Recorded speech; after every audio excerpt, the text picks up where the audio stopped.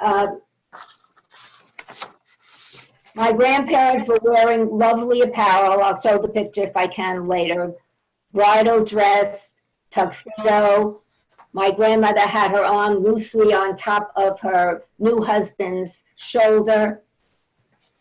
All the finery was rented and had to be returned because who had money to buy any of these things? Somewhere along the way, I have a copy of their ketubah, which if I can show it to you, I will. And it hangs in my den underneath a copy of their wedding photo. My side grandpa used to take my sister Sherry and me to the Brooklyn Botanical Gardens or to a small park nearby. While he talked with his friends, we ran up and down what we called a really steep hill. We realized later on that it was nothing more than a little slope. But the memory of being with our smiling, gentle grandpa is a true and lasting memory. The memory of my paternal grandparents includes the taste of freshly baked cookies coated with a little sugar and the Russian stories my father's mom told us.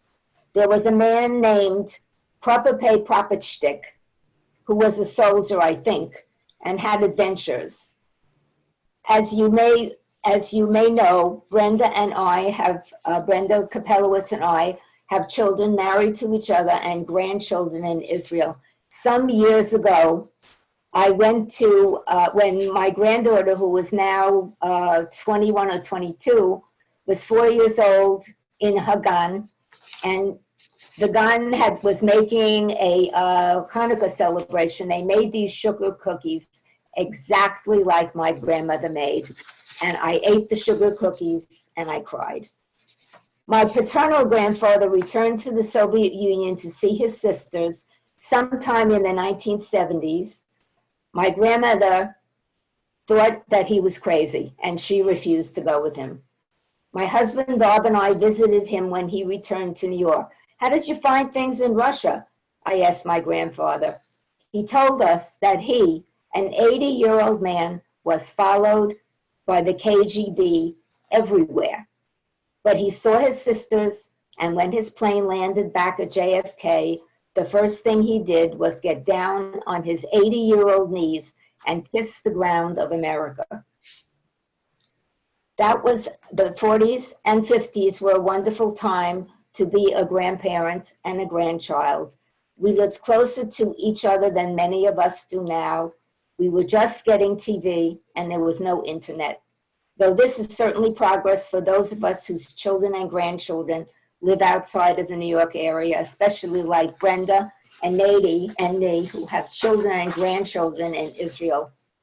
Bottom line, in my growing up in Brooklyn, we played stoop ball, patsy, hopscotch, hide and seek, and rode the subway with younger siblings alone to stores in downtown Brooklyn. It was a safe and innocent time.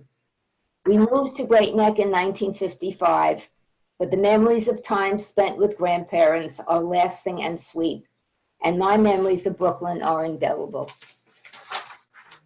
Thank you so much, Joy. I don't know what you can do about your background, but I'll try. If not this time, then next time you'll show us your pictures. Okay. Okay.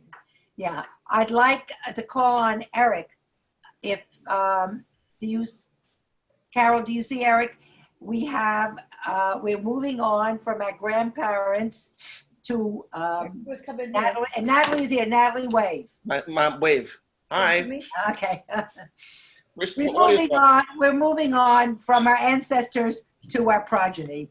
And I would like, would you like to, hello. What do you do? Would you like to introduce your mother? Sure. I mean, would you like to introduce your son? I'd like to introduce Eric Levine, and my son Bruce Levine is also here. Yes. So, all right, Eric, you'll tell us what you're going to do. Sure. My brother's fixing the thing right now. Long-time Great Neck resident, but I've written a couple books. I wrote a book about poetry before. And I also wrote a book. First, I can't see it. Did other people? Okay, just a moment. Sorry, my brother's adjusting things Just a here. moment. Just a moment. Just a moment. Hold on. Just No, no. give me just one moment as I fix it. All right, can you hear me? Yes. Because I can't. Bruce, my brother took off the audio for a sec. Here, Bruce, just use this. Just use this, please. Thanks. When my grandmother Ray lived with us for several years, she always used to say that she wanted to give her small portions. And I wrote my second book called Small Portions. It's called Stories of Life, Love, and Laughter by Eric Levine and Family. And basically, my grandma had written about 15 stories, and I put them in my book. And in addition to her stories, I also included stories that my father had written, my mother had written. I included jokes that my father had told as a way of trying to preserve their memories. So I thought it'd be nice to read something about my father, about growing up in the Bronx, since a lot of people can relate to growing up in the Bronx. But again, I included pictures. I don't know if you can see this, but pictures of family to Hold it so I can see. Hold it. to show picture, thing of to keep the memories alive. That was a picture of my Uncle Irving when he was in the military. So would you like to hear one of the stories that I wrote? Actually, I take it back. This was a story my father wrote. Would you like to hear this? Yes? If you like. And this is before I read it. It's just a picture says growing up in the Bronx, and this is actually a picture of my father. Talk about 3 generations: his father and grandmother. All right. I thought you were going to read us one of your poems. Oh, poems. Yeah, I can do that also. Yeah, I wrote a book. I'll read a book with poetry. Actually, before I do the poetry, is the picture here is called Family Poems. Okay, let me read one. I'll read one about my brother and my sister. If that's okay with you guys. Here's my sister Stephanie, the Bronx Botanical Garden. Can you see it? I'll read you one of the poems. I have one but sister, and she stands alone. My sister Stephanie's wonderful, and this is universally known. And as she approaches her birthday, let me rejoice and let me say, you've been so terrific to me in so many ways. Listen when I felt down, and for a quick pick-me-up with your kids, husband, and dogs around. I appreciate all your advice, and I can see you're a wonderful mother and wonderful wife, and been a great sister, and taught me many things. You are more precious to me than rubies or diamond rings. And I love you dearly, and I wish you only the best, and you are getting better with time. Of that I can attest. That was my first book also. So I incorporated in that as well. How about something about my mother? She's right here. Mom, do you want to say anything before you? No, I'm very eager to hear my poem. Do you want a long one or a short one? Well, how long is the long one? All right, I'll read you Mom's Secret World. You want to read this one? I just want to show you this picture before I do. This is a picture of me. Can you guys see that with me, my mother kissing her by the tree? Yes. Can you see that? All right, this is a little longer. Again, this is from my first book. It's dark in here. Will someone please turn on the light? Is it really dark in here, or do I lack the power of sight? It definitely leaves me the sense of fright to be unsure of whether it's day or night. It is warm, though, and peacefully still. The tranquility of it all, I could never get my fill. If I am thirsty or hungry, sustenance is always there. I have few worries while I'm in my mother's care. There is some noise. It sounds like voices to me. I'd like to respond, but I can't. I'm not free. I think I'll go swimming. Yes, that's what I'll do. Although it's strange, the sea is black instead of being blue. I can't swim many laps. I seem to be anchored in somehow. At least I can stretch my leg to tell her I'm in the prow. Now? No, this can't be happening. It's much too soon. I never dreamed I would leave this beautiful lagoon. With every passing second, my world is getting bright. I hear many voices. Are they aware of my plight? I'm coming out of the deep ocean blue. It's almost like I'm surfing, if what they say is true. I like to see this world, but my eyes are shut like glue. Ouch! They're jamming with needles to ward off the flu.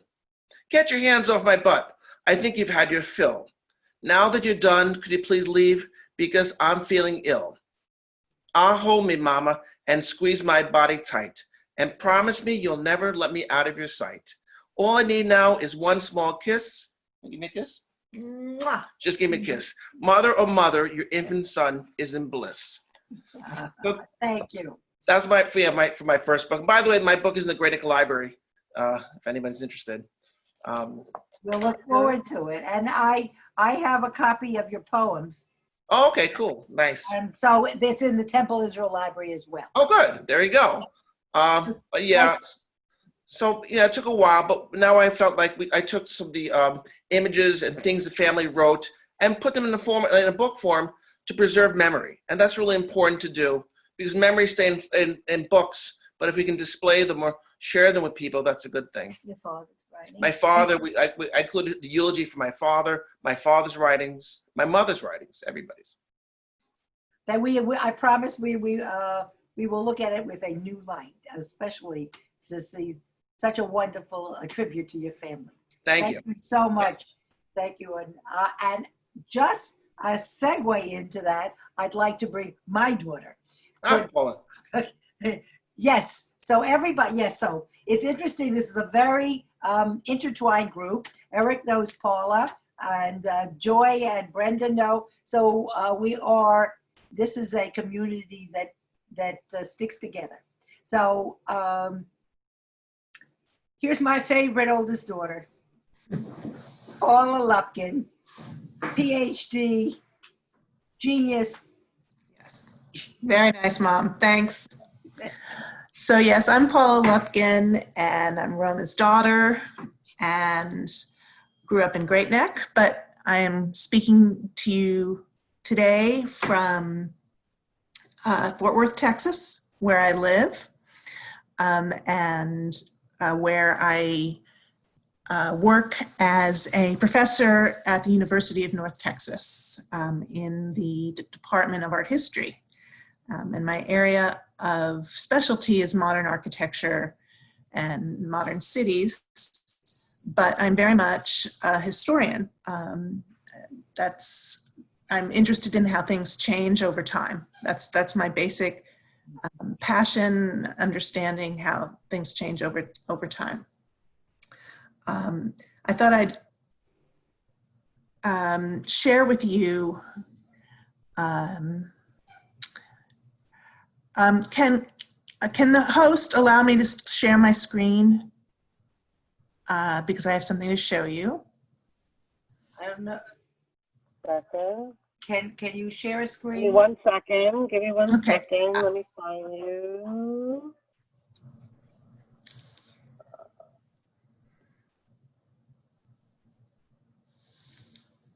Now, I can't be sure that my entire trajectory, professional trajectory, can be traced back to this one document, but it's definitely a really important document, which is why I'd like to share it with you if I can. Okay. You're on, kid. Let me see. Yes, there it is. Can everybody see? Okay, so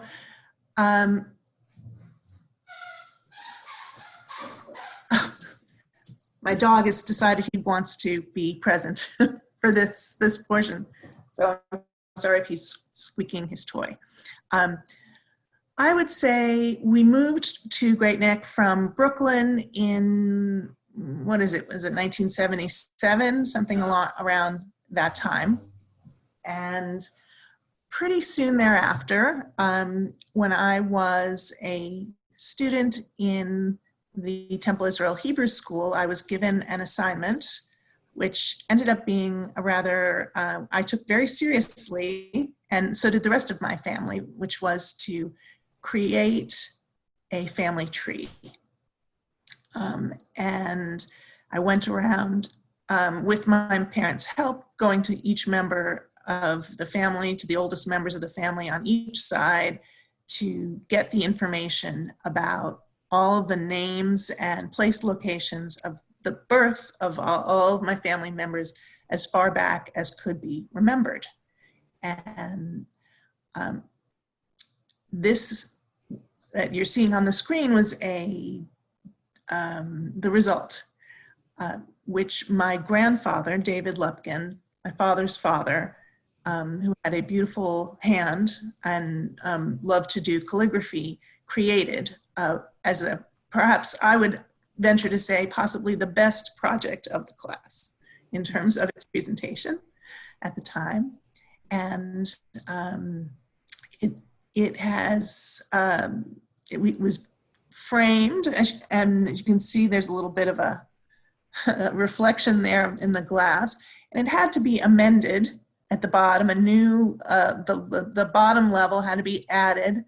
My baby brother Daniel, who was born in 1982, came after the making of the family tree. So, and he was born in Great Neck. So here he is with all 4 children below. And it's kind of a cool family tree. Nowadays, people do their genealogy using online programs, but it's a very precious memory of my childhood. And my parents kept it framed in their house and then in their lake house. And when the lake house was recently sold, I asked if I could have the original framed document, and now it hangs in my house. And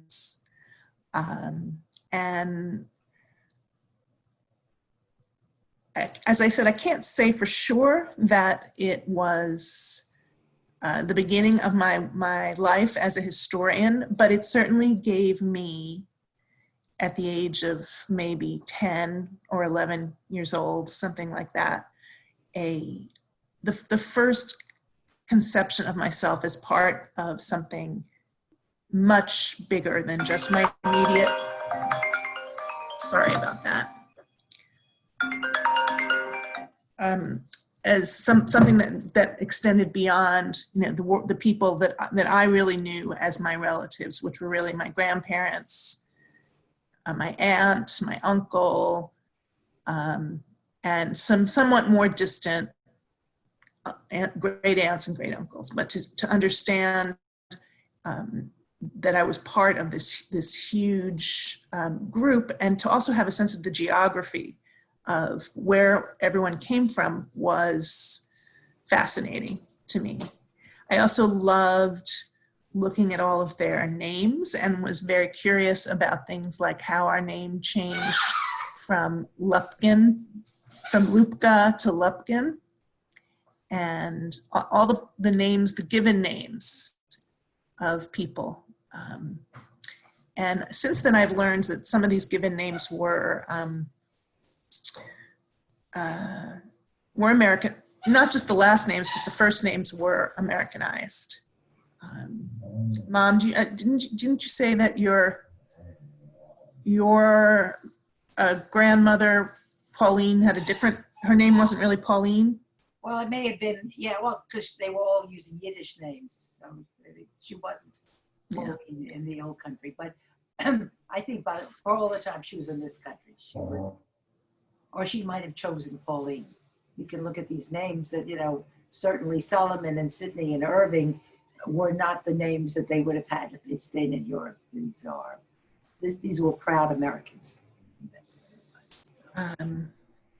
was. That's what it is. So anyway, thank you very much from traveling such a distance. It's nice to see my baby, and it's always been very important to us that history is important to her, and actually to most of my children. And I encourage everybody to talk and to tell stories if they haven't, because now I'm at the point that we are the oldest members of our extended family, and I'm sorry I have no one to ask questions. To this day, I'm still wondering and feel bad that I don't have anyone older than I am to ask what went on and how did this happen. And so please tell your children and your grandchildren many stories. And even if they don't enjoy them now, I can assure you at one time, it's going to come that they're going to enjoy it. So thank you, Paulikins. And I am going to turn over. Can we go back to a general, Carol? Can we, unless Okay. Thank you.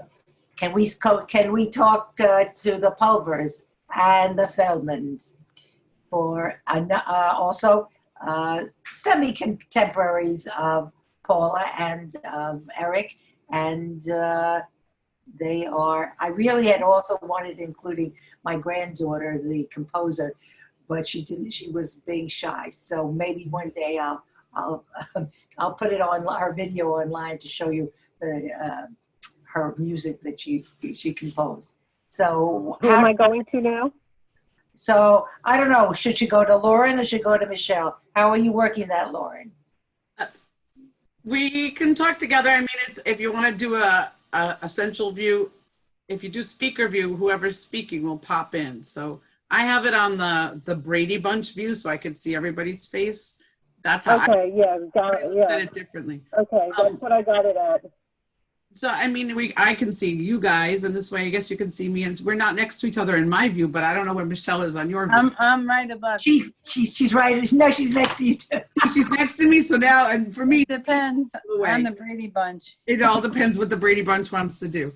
Yeah. So thank you, Rona, for inviting us. It's our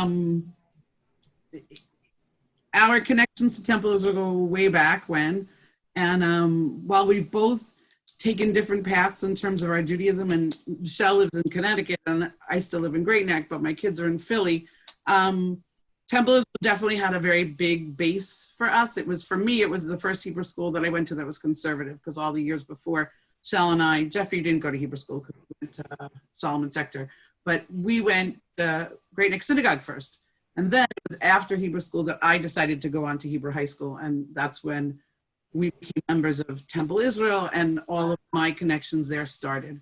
Michelle thankfully became a teacher at the Hebrew high school with me when we had graduated.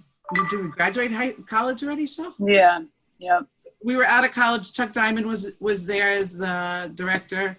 My ex-husband was there as the youth director for part of it. Osser was there. It was a whole other time. So I got to see the pieces of Temple Israel from a student and then come back as a teacher, which was really cool. One of my hands in Temple Israel Youth House was with the help of Lawrence too. We had a dark room. One of the rooms down there was just never used, and we transformed it into a black and white dark room.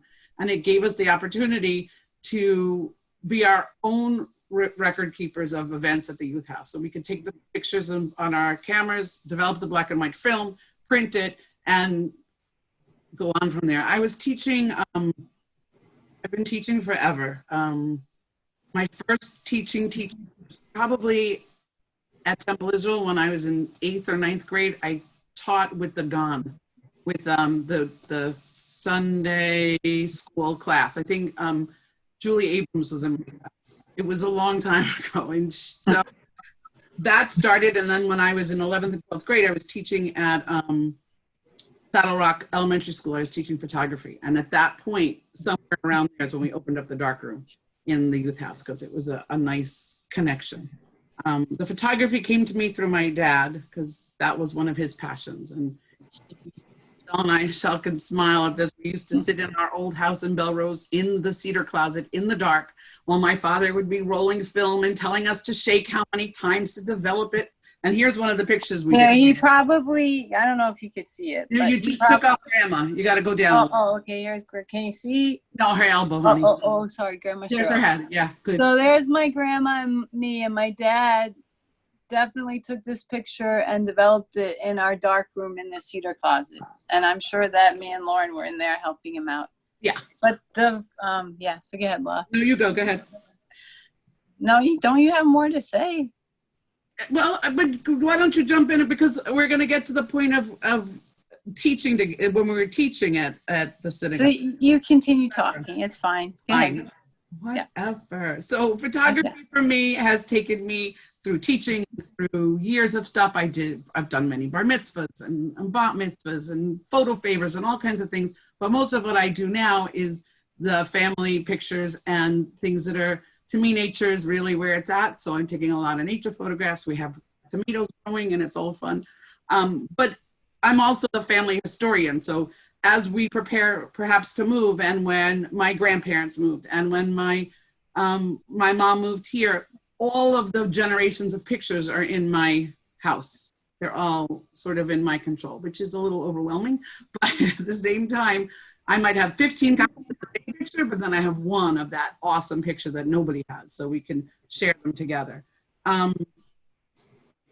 Through my connection at the youth house, I went to USP and all kinds of things, and I did become a teacher, and I taught nursery school for 22 years at the Reconstructionist Synagogue of the North Shore, and my connection to Judaism has kept me always involved in synagogue life, whatever synagogue it was. And part of what I heard from Rona was really that she wanted to know about the legacy and how things go. So the photography came from my father and kept all through us. Michelle has a piece of it. Jeffrey has a piece of it. He does astrophotography. But the other piece is Judaism, and how Judaism sort of ties us all together. I know Michelle's going to talk about it in her artwork, but for me, rather than in the photography only, it was the basis of life. We went to Camp Ramah, we went to Camp JRF, we did all these things. But my two kids, Judaism with them wherever they went.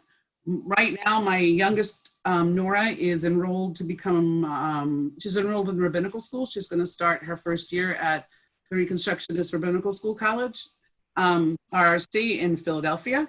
So in a couple of years, she will be a rabbi.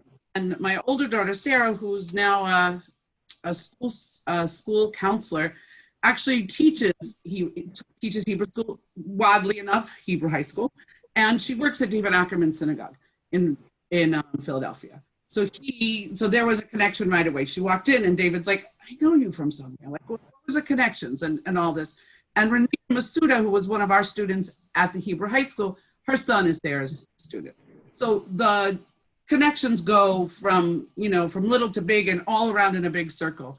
And it's that continuity, whether you capture it in photographs, whether you capture it in genealogy, or if you capture it just as this little community that started in the back of 108 Old Mill Road in that youth house and where it's grown from.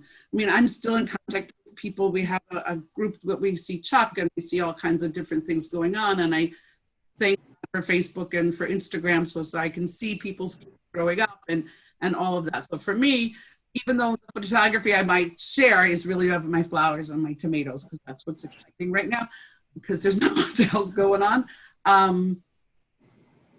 It's that connection to this Judaic world that also gave me the next piece of my world, which is where my kids went, and and so on. And I don't know what else to say. So Michelle, Thank you, Lauren. So you don't even have one tomato to show us? No. Oh, I do, but see, I didn't plan my photos so well. I'm having stress with Photoshop. I'll show you a tomato. Just give me a sec. I got one here. My computer and my phone don't like to talk to each other, and believe it or not, the best digital camera that I have is on my phone. Digital photography and I are not really good friends. I really much prefer my camera, and I miss my SLR more than anything else. But okay, well, there's more than just fruit. There's also the puppy. Yeah. So that's Daisy.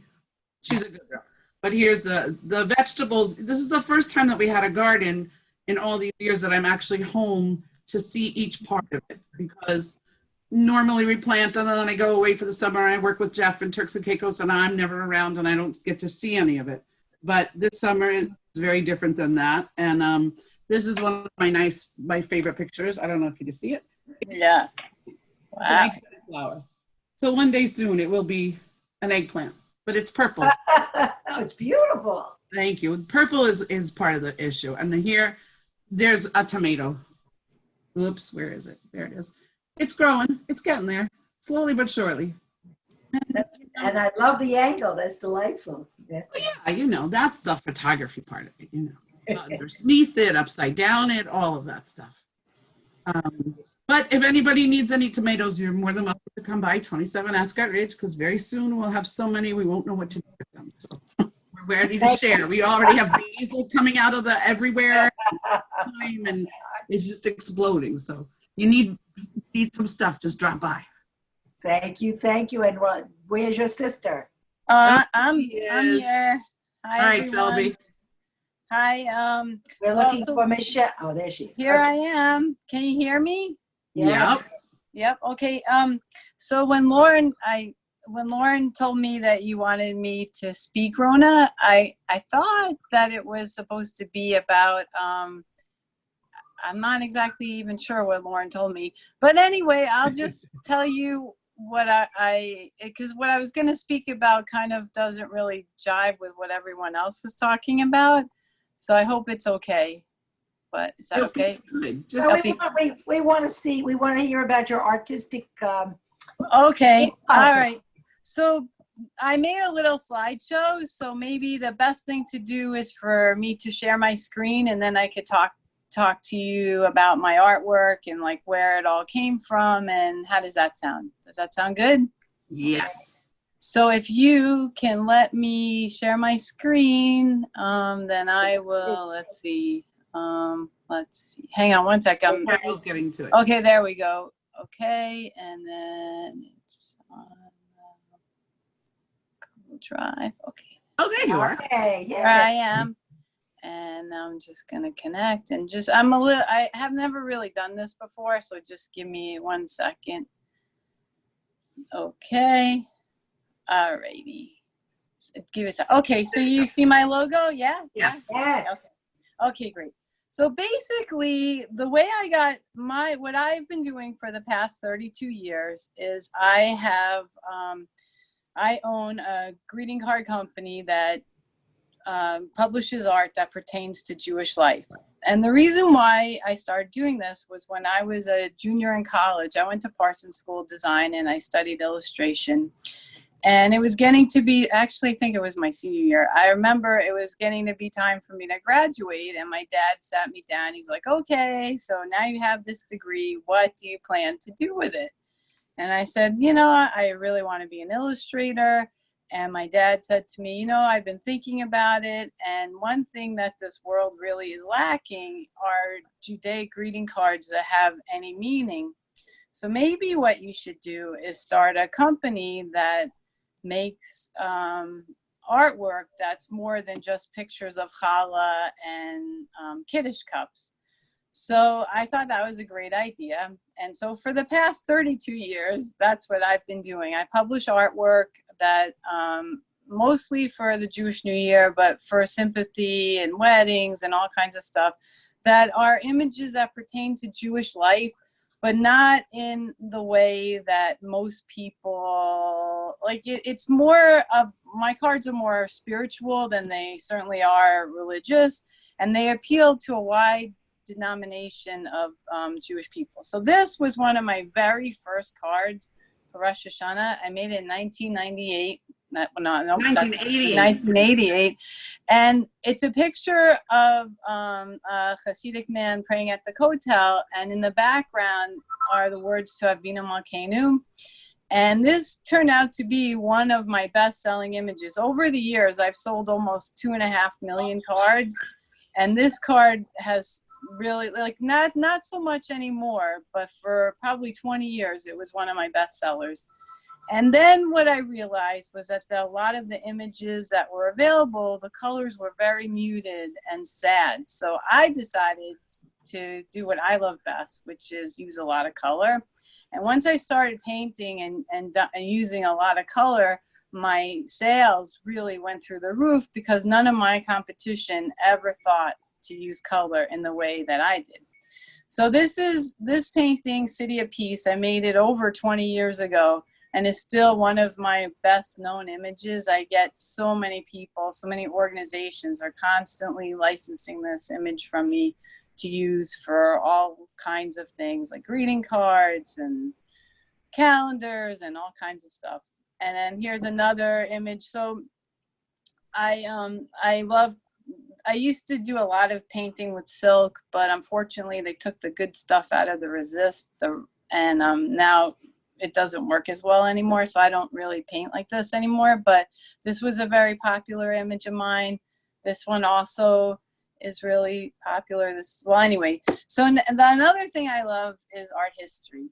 And I decided to, as long as I had a following, I would start to kind of combine Judaic artwork with art history. So I decided to make this painting. It's called Shabbat at Matisse's. And I took it from the painting that Matisse made, the woman in the red room serving desserts. Only in my version, the painting was pink and not red. So that's why this was pink.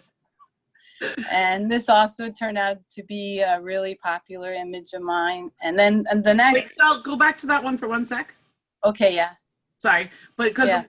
doing with Heritage and Lador Vador, that's Mommy and Sarah. Yeah, this is my mom and Sarah. And Sarah's the oldest grandchild, so she posed for this. So it was what we knew from home, and Sarah was eager to be the Yeah, she was my model for a really long time, and still is, because I still have the pictures.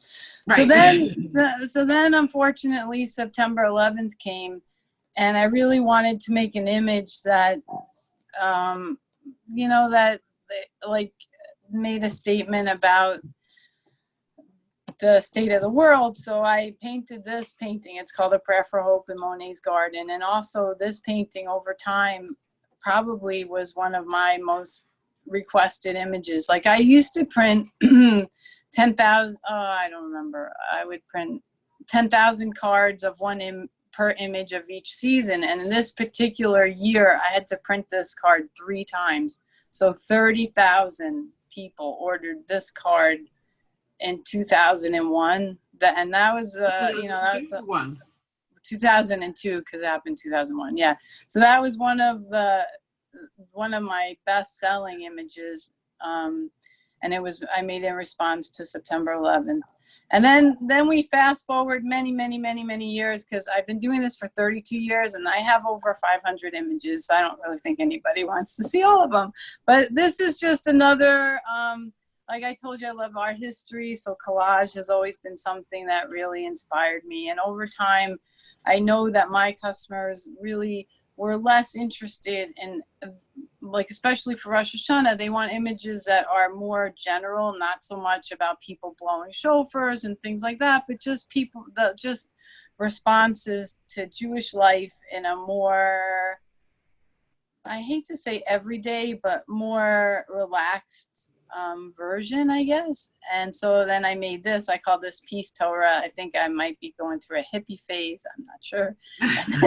And then this is a painting I call Pomegranate Party. It's actually collage. I made all the papers and then I collaged them together. That's one of the things I love to do. And this was an image I made last year, which was really popular. And again, like a peace sign, so it must be going through that hippie phase. And then this is an image I made. It's called Holiday Kaleidoscope, and it's a kaleidoscope of all the different holidays. And then that's the standard fiddler. And I put the wrong year. And then standard. That's modernized. Yeah, and then this one, I love to paint flowers and things like that. So I always try to figure out how to get that to fit into my line. So last year I made this painting. It's called Tashlich at the Lily Pond. And it also was a really popular image because, again, like, it doesn't pound the Judaism in, but yet the feeling is still there. And then this is an image I made for this year. It's called Ahava.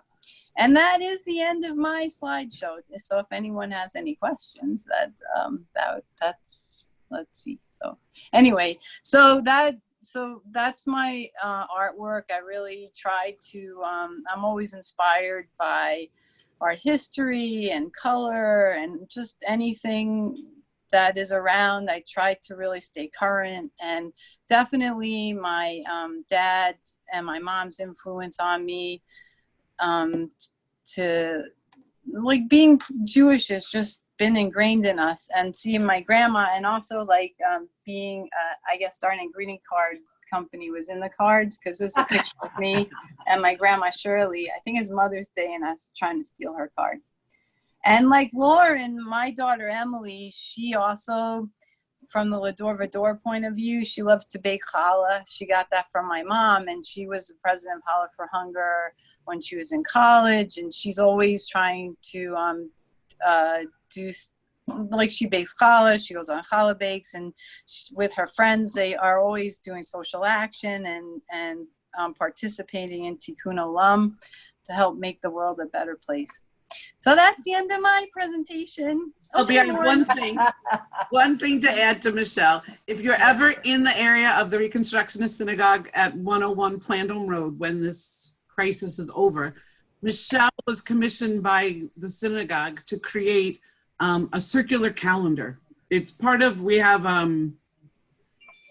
history boards throughout the synagogue, and then this was the last piece of it, which was to put the calendar, the Jewish calendar, in some kind of visual, so that when the holidays come, you could see how it relates to spring and fall and autumn, and all of the images are Michelle's. And it's a wonderful piece, but it's just fascinating to see, and a lot of the pictures that she showed you are in that installation.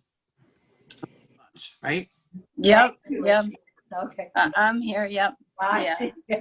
And I just want. Yeah.